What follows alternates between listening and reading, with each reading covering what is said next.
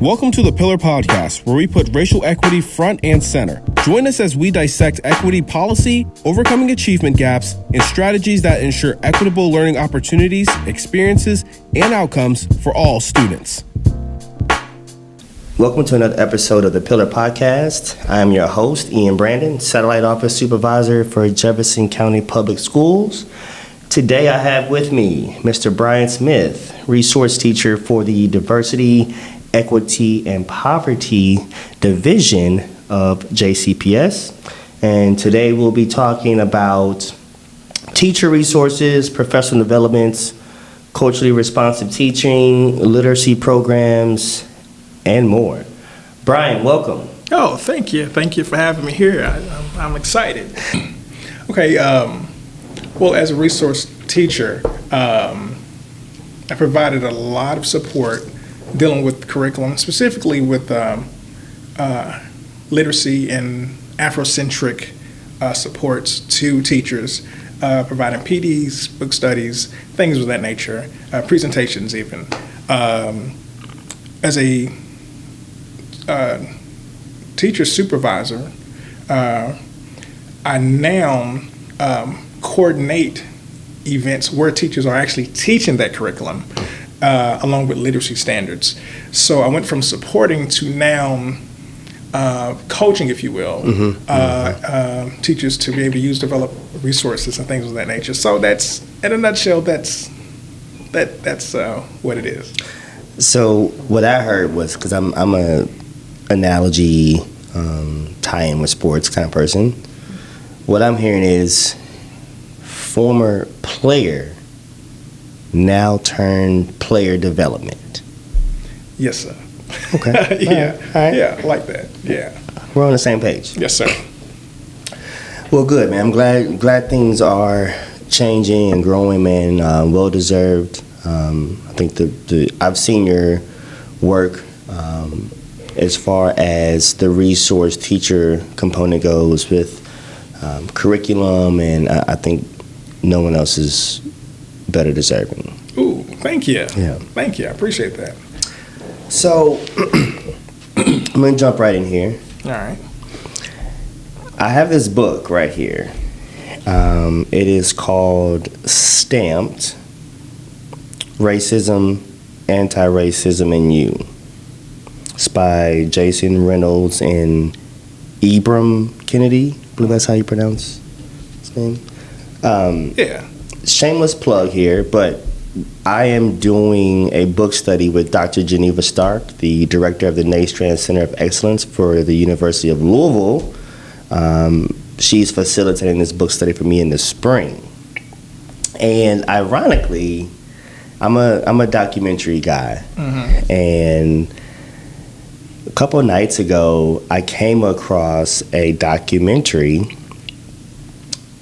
titled Stamped: From the Beginning. Mm-hmm.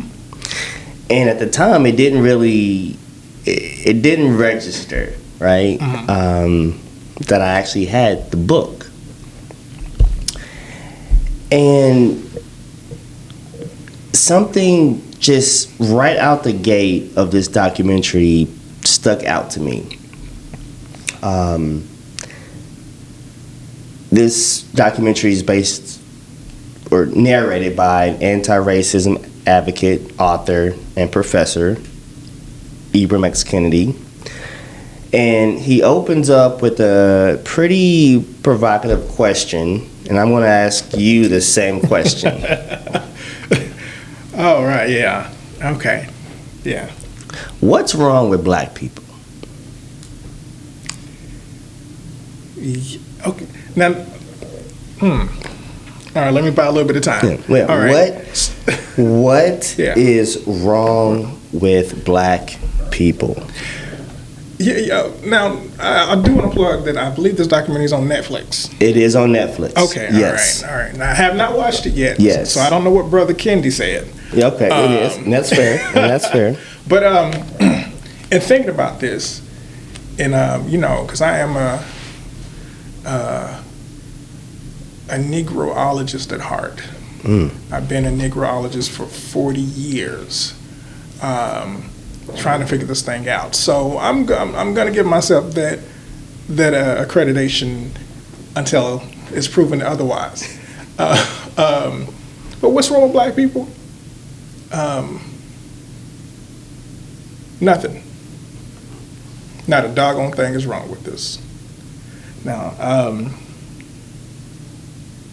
and it's high time somebody said it. Ain't nothing wrong with this. Now, your viewers, I want to be loyal and explain, because you have a lot of educated folks listening. You have a following, and and I don't want any letters, so don't nobody write me, because I'm not going to read them anyway. But there's nothing wrong with black folk. We are beautiful, excellent, and lovely in every way. What is wrong is the environment, policies, beliefs, lies, myths, irreputable legends that have been told to us, through us, and about us, that formulates a lot of social ills that we are witnessing. As a doctor, I would never say to a patient, what's wrong with you? It's more or less like, what did you catch? What am I diagnosing? What virus has entered into your body? What bacteria is growing? What's in there that shouldn't be in there? And I think that's more the question is, what is in us that is not of us, or shouldn't be, around us? And I have a diagnosis, if you will. Okay.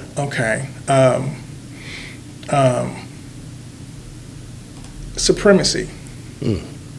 Whether you yield to it or whether you implement it, that's what's wrong with the conditionings of black folk. Black folk. Supremacy, you either have to accept it, and you're negligent if you accept it. If you accept that somebody or something or some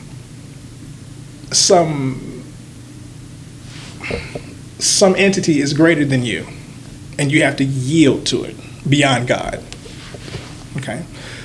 Something's wrong with you if you think that you're supreme, or whether you're practicing supremacy. I'm not going to say supreme, but if you're practicing supremacy and believe that you are above anyone else, and when you accept that, either way, either as a grasshopper or as an idol, you are supporting supremacy. Let's take color away from it, and let's just look at that devil right in the eye. Supremacy. To assume it, you got to have a lot of rocks in your pocket to throw at people. You got to knock a lot of people down. You got to knock somebody down to be supreme. But if you're just cool with it, you don't have to knock anybody down. You just esteem yourself. There's a difference between supremacy and esteeming yourself. But then also to believe that someone or something or some entity is greater than you as far as being supreme beyond God, then you are constantly chasing the approval of that idol, of that thing, and you're serving it with the purpose of gaining supremacy above somebody else. So I think when we bought the ticket, bought into that ideology or that practice, whether intentionally, unintentionally, implicitly, explicitly, then we start to reflect the sickness that surrounded us, that captured us, but it's not of us. It's kind of like playing the hand you were dealt.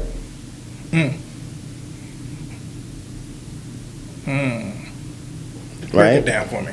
Teach me. Well, teach me, Brother Ian.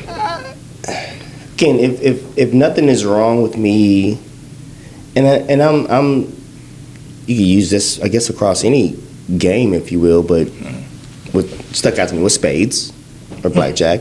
All right. 21. Mm-hmm. I can't really control the cards that I'm dealt, but if I understand the game as a player, I can make the best of my hand. Mm-hmm. If I'm not that great of a player, i.e., I don't understand the game, it makes it even more difficult to play the game or be successful with the game. Absolutely. So nothing may be wrong with me as a player. Maybe it's the environment. Definitely the some of us has figured out, well, we have blueprints for this game. We were given blueprints. Some of them were provided because those were the blueprints they wanted us to take, and then some are hidden, and we're in pursuit of those to gain greater levels, if you will, or whatever. But to your point, the game that you're playing, the hands that you were dealt, the cards that you were dealt with in this day and age and phase, you are in this game.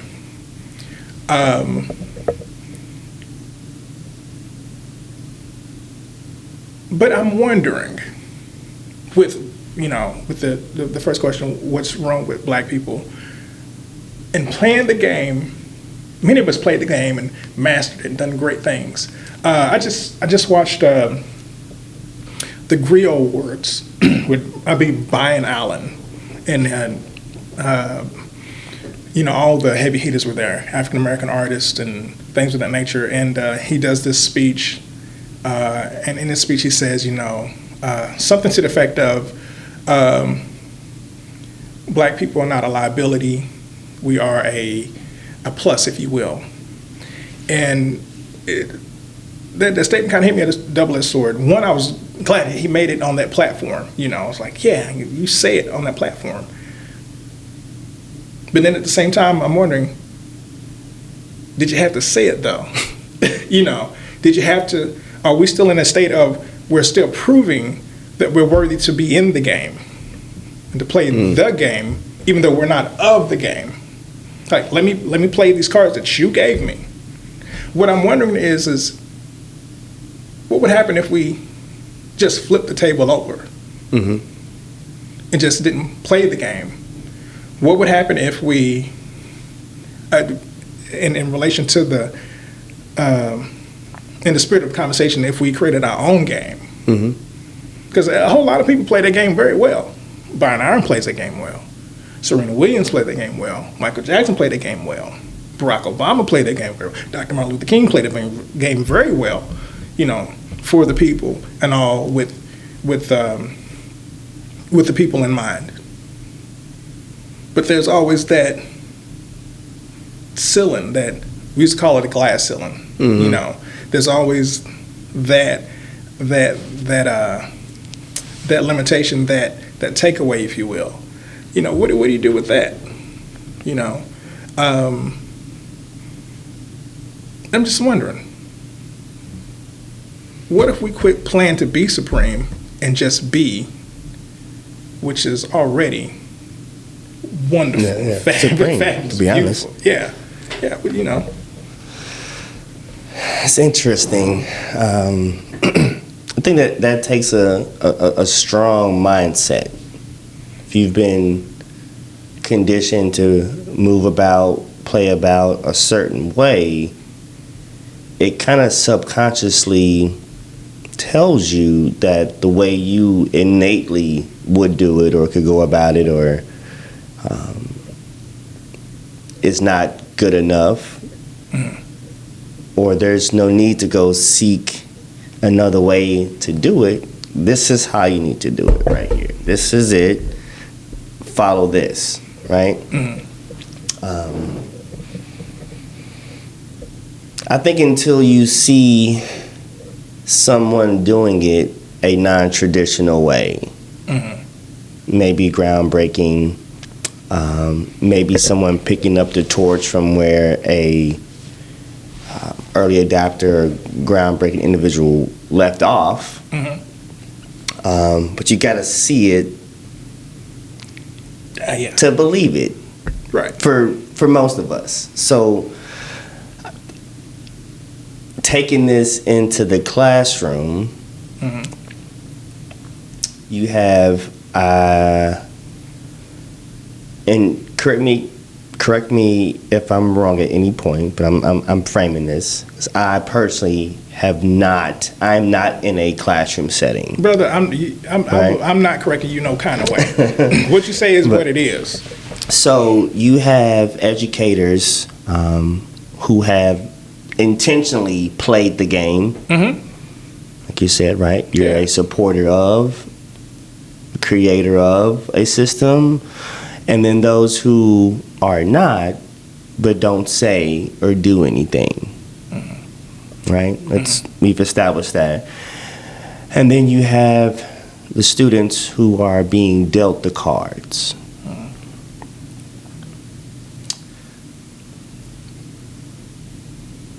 As a student, how does a student,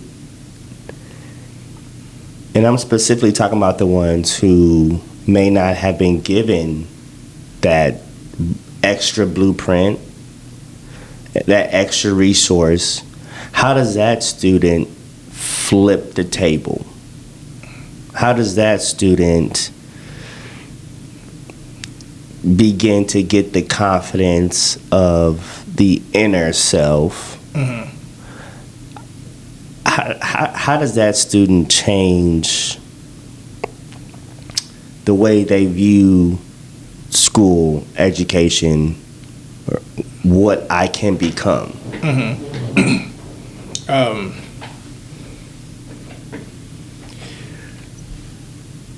So I guess one thing is,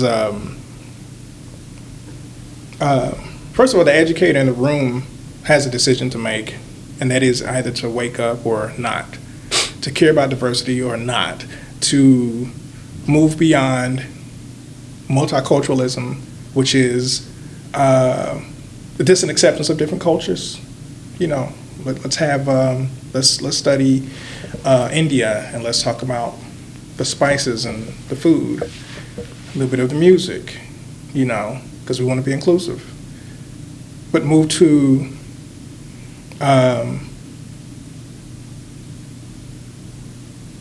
providing kids with a sense of agency, as in, who are you? This is what you have. You don't need me to validate you. And this is how you can move through the world. This is what you can create. This is what we need. So we go from, you know, a potluck, multicultural potlucks, to actually empowering kids to make those decisions. Not that education, public education's set up for that necessarily, to make folk independent thinkers and movers and grooves. We say we want them, but really, you know, not for poor brown black folk, you know, not so much. But so that educator has to be awakened first. But then once you have that, once you've done some self-reflecting and all of that stuff or whatever, just realize, hey, I don't know it all. I want to give these babies a shot beyond myself. You show kids, you show students, you show them the game. You tell them what the game is, you know. Hey, this is why you probably don't like reading, because you don't see yourself anywhere in this book, do you? Anywhere. Yeah. So look, try this book and these authors, you know. Or maybe this is why you're afraid of math. You know, maybe it's a generational thing. Who in your house have you heard somebody say, well, college ain't for everybody, or math ain't for everybody, or maybe you're not getting these supports, or here's some resources, or here's what you can do. Here's some folk that look like you that made it, you know, or not. Let me take that turn back, because I gotta get that out of my system. Not that made it, but created their own blueprint, if you will. We have to tell them that they need to make it out of something demonized as where they are. And where they are is beautiful. So definitely giving kids a stream of self-agency, and also acknowledging the truth along the way. Acknowledge multiculturalism. Acknowledge that, hey, public schools probably haven't been good to you. your mother, your father, your granny, your great-granny, your great-great-granny. But here's what we're going to do. Because here's what I want you to get out of it. Because here's why. Because I need you to be my boss in 15 years from now. You know, I need to work for you 20 years from now. So here are all the skills and things that you'll need. Here's some folk that are, Christopher Andom calls them ratchetdemic geniuses, where you're still balancing yourself, but you're also matriculating as well, and then also willing to identify intelligence and genius and ingenuity in all shapes, colors, and sizes, you know. And it doesn't necessarily come in a prepackaged, monolithic, you know, culture. I mean, there's nothing wrong with saying, hey, the way you listen to music, the way you make music is genius. The way you color, the way you do art is genius. The way you dance, the way you can recite lyrics is genius.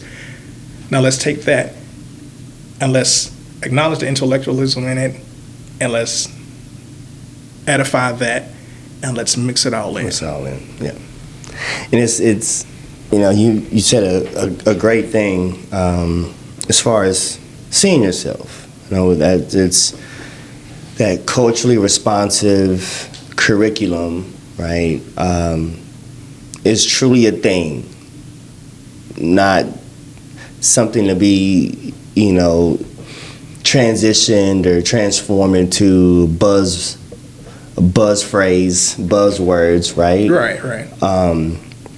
It's important because if you're not exposed, I mean, it's just, for one, we're deprived of just having Black History Month, the shortest month, but there's so many other infamous and great Black entrepreneurs, inventors that we haven't even begun to scratch the surface. We recycle, you know, pretty much whitewash the same ones every year.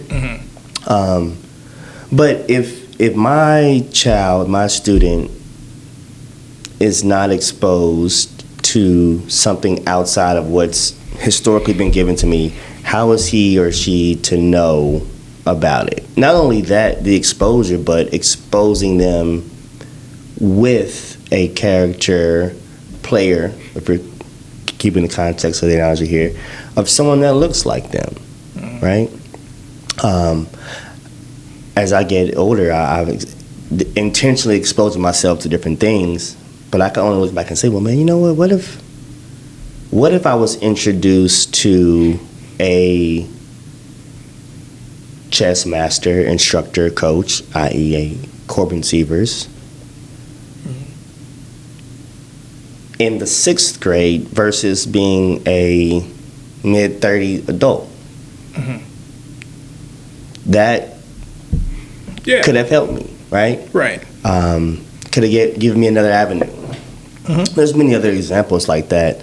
But kind of sticking with the culturally responsive curriculum, you know, I had the pleasure of having Principal Hayes, Cassandra Hayes of Lynn Elementary, on a few weeks ago, and we talked about in the racial equity policy, the district had a goal to purchase 3,900 books to be reflective of cultural diversity.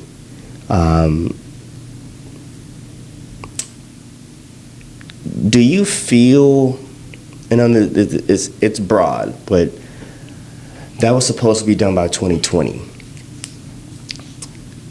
Are we seeing evidence of not only the books, but just the cultural responsiveness in the actual curriculum, the teaching, right? Not just the Grace James, Du Bois, right? But because it's evident there. It's evident. But are we seeing that type of instruction, that type of buy-in across other schools in the district?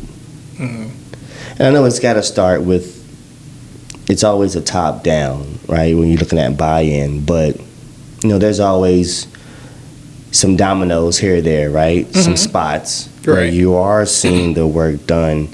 Are we seeing it, and how can we scale what's happening at specifically those two schoolhouses across the district? DEP does a phenomenal job with promoting racial equity with the R tool, the REAP, the EMPTY, and providing plenty of tools for educated administrators, principals, on down to teachers, and actually school counselors, because school counselors supposed to be in this fight too. We're all in it. Yeah, and they have standards of being multicultural advocates in the profession, and so DP does a phenomenal job with that, and getting the message out, getting the information out, getting the tools out, advocating, walking the schools, collecting data, getting artifacts and measuring the effectiveness of it or the presence of it, and there's so many other ways as well that DEP does that as well. But notice I keep saying DEP. DEP. I noticed that. I think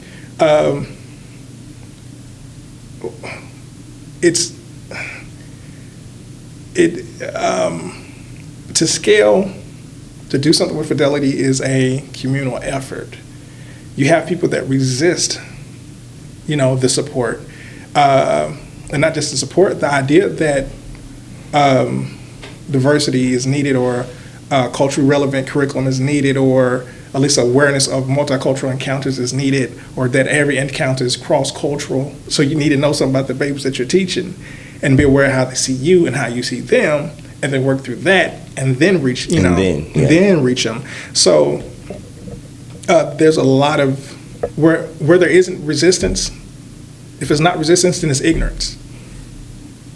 Like, teachers should come hot and heavy out of WKU, U of L, Bellarmine, Spalding, and any other university college being culturally competent. Or at least not even culturally competent. I'll take that. Forgive me for that phrase. I'm going to take that back. I want to say culturally humble, with cultural humility. Humility. Mm-hmm. To be able to learn, or to be open to learn that stuff. But if you're not open to that, then you're not open to policies. You're not open to thinking about how kids perceive information and why they may be receptive to you, or maybe why they're rejecting you. So there are so many more institutions that could benefit from this, from the work that has been done. And I know, so for instance, U of L has a wonderful, phenomenal Pan-African Studies program, right? Now, I went through the teaching program there. I did not come across anything as far as multiculturalism, or really teaching kids of color, or helping kids with trauma, those things that prepare us for the classroom today. So if they would just update that and prepare these babies. I know DEP, once again, I say DEP has the LTR program, which is Louisville Teachers Training, Louisville Teacher Residency. Mm-hmm. Okay, so that, once again, DEP does. But this needs to be a us effort, because this is an us issue. This is an us, a US, problem. And, I think for those who may be ignorant, right? Because that's, and I don't mean that in a negative, with a negative connotation. Right, right. You're just plain ignorant, right? Yeah. Not stupid, just ignorant. Correct. Right. To policy, procedure, whatever that may be. Mm-hmm. You lead a resource that helps with that. It's the first task is to ask. Right? First task is, yeah. Which is such a simple, such a simple concept, right? But a lot of times for us players in this game, Right. we are afraid to ask. Right. And not just afraid to ask, we don't know what to ask in a lot of instances. So to, kind of continue to build on that blueprint, highlight for us to kind of help alleviate some ignorance, what exactly is the first task to ask? Who is it for? Who benefits from it? Walk us through that a little bit. Okay, so there's a resource that DEP has developed and put together to where there are multiple scripts for parents and guardians to follow so that they can advocate for their child or for their loved ones in those institutions that may overlook the needs of your child of color. So for instance, if you don't have the language for, okay, I need to go and advocate for my child's grades, or I want to question the teacher or the administrator about school discipline. Well, there's a sheet for that. It's like a one-page sheet for, let's say if you have a question about gifted and talent program, or how to get involved with SBDM. I believe there's one for college-bound athletes. Yeah, thank you for pulling out emotional wellness, foster care, growth mindset, homeless education, Title I, racism, mastering grades, and then it goes on. And so it still grows in it because as new needs pop up or these documents are being developed, you are provided a script with all of these questions. So for instance, parents, please quit going into parent-teacher conferences and going, how's my child doing? Is she good? Is it good? And then you just sit there and wait. And the teacher just controls the narrative. You ain't asked about, the grading percent, how do they deal with kids with trauma, what cultural relevant things are they doing in the classroom to make your child feel and see themselves in the curriculum. You're not asking about when is AP testing, when is gifted and talented testing, those screenings, things of that nature. You're not asking what books are they reading, can my baby see themselves in the textbook. You're not even asking, and then I'm talking to podcasts, so don't nobody take offended like I'm just talking to you about one person, but if you're hearing this, if the shoe fit, put it on and tie it up. You're not even looking around the room to see if your teacher has the alphabet up to see if your child is even getting any phonetical instruction and help. So these are the things that need to be asked. These scripts are things that you can get. They're free. Matter of fact, they're attached to a QR code now, so you can scan the QR code and you'll see a video and you'll see a script on it. Not only myself do I, deal with this as well, but also the brother Greg Van also deals with first task to ask, and he'll be championing that more so. So you'll see it more visibly. So here's another thing I want to tell you too, because not having that language doesn't come from anywhere. You go back 2 generations, you wasn't welcome in that school to ask questions. Matter of fact, some of the schools you go to, they don't want you in there because maybe you didn't contribute to the PTSA, or no, not PTSA, the PTA. Or maybe you don't drive the right car, or you don't live in the right neighborhood. Maybe your child ain't even there to Magnet. Maybe they just there to reside. So they ain't looking for you coming anyway because little Corey's cutting up anyway, right? They just want you to come pick a cell phone up because he's acting a fool. They're just saying like that, right? So it's not like we've been greeted with DoubleTree warm baked cookies every time we came to the door. And so that anxiety or that angst or not having that language doesn't make you incompetent or unworthy of being in there. It doesn't make them superior. There's a reason your mother couldn't go to those meetings and advocate for you because she had to work 2 jobs.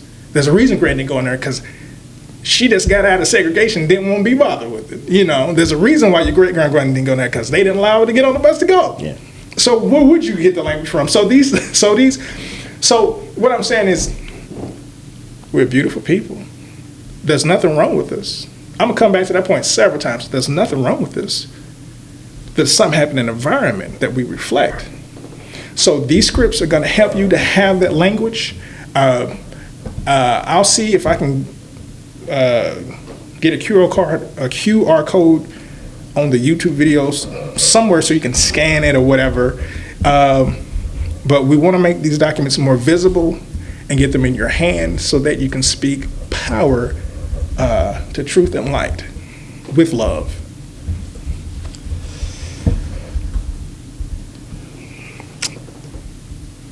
One place I have seen, from programming standpoint to curriculum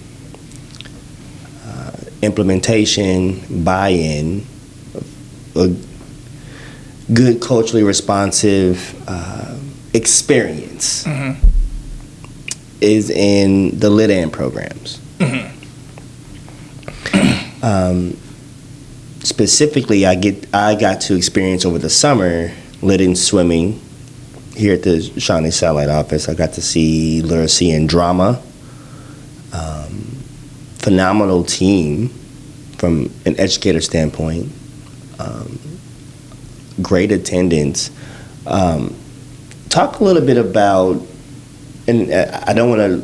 I know there's various Lit-Ins. I think we had a couple new ones that were over the summer too, maybe like boxing. Oh yeah, yes sir.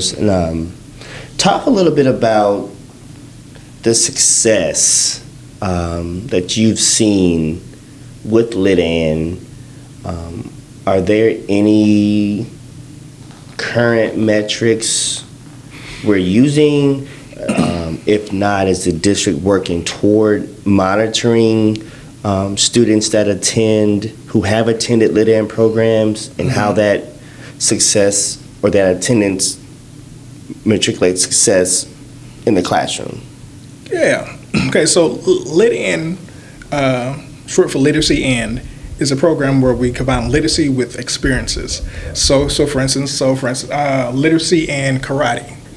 So the kids will read a novel with teachers, and they work on the literacy skills based on standards for reading literacy, and the teacher will work on their reading skills and things of that nature, and they're also reading a story about a kid doing karate.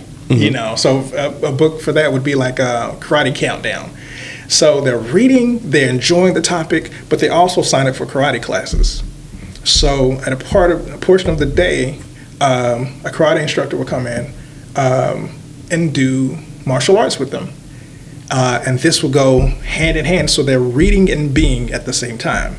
That's for karate, that's for fencing, that's for swimming, that's for soccer, it goes on and on and on. There's about 23, 24 programs. Yep. And growing. As you mentioned, boxing was a new one. Now the metrics that we use for that, the empirical data that we collect with that, is a necessity. We survey the teachers to get their experiences. We survey the instructional assistants.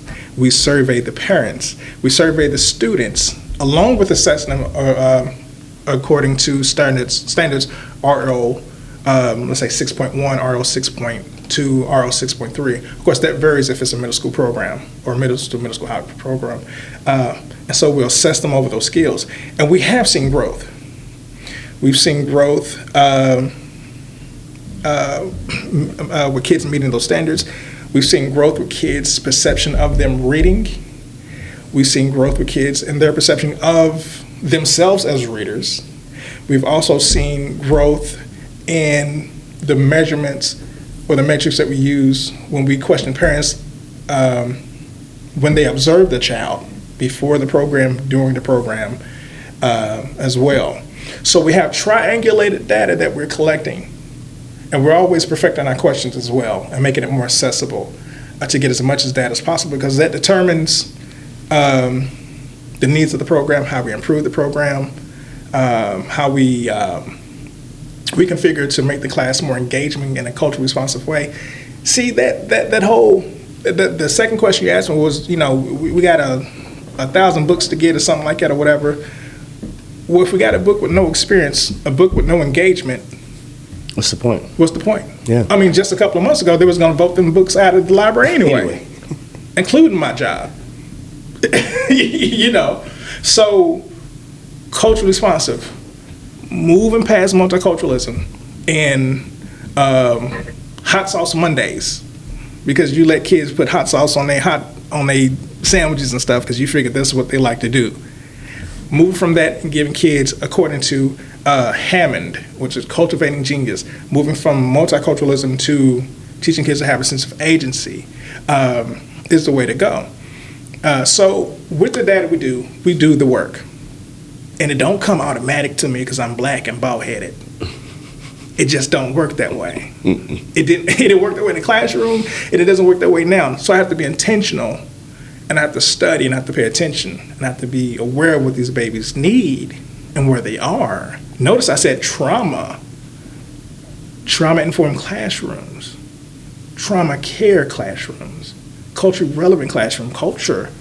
You could be a black child and have experienced trauma at the same time. See, I'm throwing a whole lot of stuff out here because I'm hoping somebody's going to listen and go, oh, you know. But like I said, we are wonderful people. There's nothing wrong with this. Again, it's just being empowered. And I think we become more empowered with the more information we have. The more information we have, the ideally the better decisions we can make, the more aware we are of opportunities that are out there. Yeah. It's that ignorance. So I like a guy. This is not a DEP, JCPS plug or support, but me personally, I follow a gentleman by the name of John Hope Bryant, entrepreneur. He talks a lot about financial literacy, a positive capitalism and such. But he has a quote. It's from his book, How the Poor Can Save Capitalism, Rebuilding a Path to the Middle Class.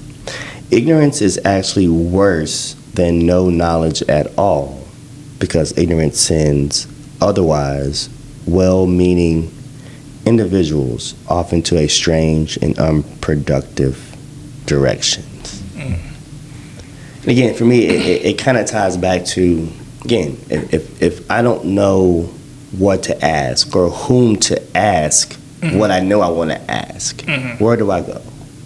You know, that's why I value that first task to ask, man. I know you're pounding the pavement with that digitally. You're doing a lot of things in the community, tabling events, setting up and getting information out, and I love that. So I got a few more questions, and I want to I'm just going to do a rapid fire. All right. I said let's shoot for 30 seconds. All right. 30 seconds. I'll set the timer. You got 30 seconds. 30 seconds for the next couple questions. All right.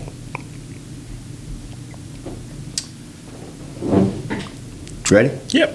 Okay. Yeah, this might get ready right here. Yeah. Get ready. I'm looking off. Okay. I'm just clear my mind. Ready. All right. Yeah. How has the racial equity policy affirmed you as Bryant Smith and the work that you're doing? It provided a lane for me. There are folks who did the work and did more work that made it possible for me to contribute to it. So the racial equity policy definitely puts eyes on the need for multiculturalism, cultural responsiveness, equity in the classroom and outside of the classroom, all the way to the top. And so without that framework, without those people taking those hits and just working to do that, I wouldn't be here. Somebody else was doing this job and said, hey, come on and do this. There's a lane for you here. Let's do this. So yeah, racial equity. Time. Yeah. We'll do a little bit better. All right. Okay. We're a little over 30 seconds. That's on me. All right, keep me together. I've got the timer here. All right. Okay. Next question. What overall impact do you desire to have on the students and families that you touch? Go. That for the young men that have inside of them the will to provide and protect, that they can do it more than throw a spherical ball of hope across a field. And they can provide and protect their families the right way and the righteous way. Even better. Before 30. Love it. All right. What is the hashtag classroom fixer? Oh, wow. Okay, all right. I'm losing seconds here. Go. Okay, all right. Hashtag classroom fixer. If you have problems in your classroom, you don't know how to relate to kids act like they can't stand you even though you well-intended and everything else, and you just need experience, somebody to listen to and help you to reflect. I am the classroom fixer, hashtag classroom fixer, with racial equity support, with cultural relevancy, and this deep talking and self-reflection. Let's get this thing together. Hit me up. 28 seconds. Hey. Okay. I walked that out. We getting there. Yeah. Last question. It is difficult to get buy-in from parents, family, guardian, revolving education. I mean, that's a fact, right? Mm-hmm. Due to whatever the life circumstance that presents itself. Mm-hmm. How important is it specifically for Black and brown families to get information, to get in the know, and to be able to advocate for not only their child, but for their household? Okay. We have to acknowledge that our institutions, or their institutions, have not been welcoming. Even through their educational experiences, some folks were just overlooked or not included, were not considered. So why would they come back? Their priority is survival. And let's not act like these parents are getting the best shifts on the jobs and getting paid fairly and getting the peak choice of when they're going in to work and when they get off. Mm-hmm. Some of these parents are doing doubles and triples. Some of these parents are grandparents and great-grandparents raising these babies because of other ecological situations going on. So I think the school has to do a better job of reaching those parents and getting the information out there. Period. Mm-hmm. Brian, thank you. Oh, yeah, man. Yeah. Awesome. I enjoy talking to you every time, man. Man, you know, I mean... And for those that don't know, we probably have been talking for 20 minutes prior to the start of this recorded conversation, and Brian I don't know how to describe. I can't really describe you, and I mean that in the most positive way. Yeah. You are a very eclectic individual. I receive it. And I appreciate you. Yeah, I receive it. Brother Ian, you said come on down here, man, and man, I was gassing to get here, man. Doing 55 on the highway, and because the brewer can take 60, but it shakes. Okay, so yeah, okay, I know. So at the top of my car, I was trying to get it quick, fast, and I hear. No, but all seriously, man, brother, I appreciate what you do. I see what you do. Not all of it, because you do a whole lot, but I see and appreciate what you do and admire the work that you do for DEP, with and through DEP, and also taking the time to expose us to other folk with the podcast, and then also to give us a space and a place where we feel safe to talk about what it is and what it ain't. You know, anybody asked me what I thought? I've been in JCPS for 17 years. Anybody asked me nothing. They said, "Is that kid bad? Okay, send him to Brian Smith's room." And then even asked me how I got him to calm down and sit down. That's what I'm talking about. Ain't nothing wrong with us, Mr. Ian. Ain't no. Hey. It's something wrong with the environment, baby. It's something how the conditioning of it, and it ain't all on us. Amen. Yeah. Till next time. Yes, sir. Thank you, sir.